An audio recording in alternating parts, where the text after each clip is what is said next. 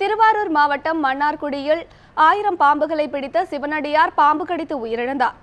திருவாரூர் மாவட்டம் மன்னார்குடியைச் சேர்ந்த சிவனடியாரான மோகன் கொரடாச்சேரி பேருந்து நிலையம் அருகே ரீவைண்டிங் கடை நடத்தி வந்தார்.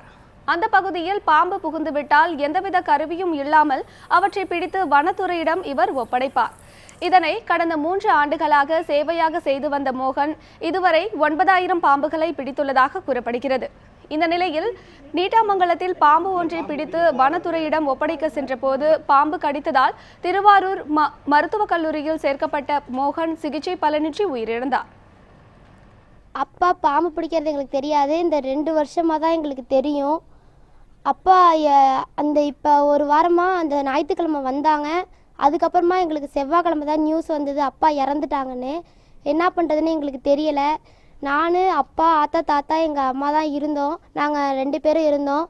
இப்போ அப்பாவும் இல்லை, எங்களுக்கு அம்மாவும் மனநிலை சரியில்லாதவங்களாக ஆயிட்டாங்க. என்ன பண்ணுறதுன்னு எங்களுக்கு தெரியலை.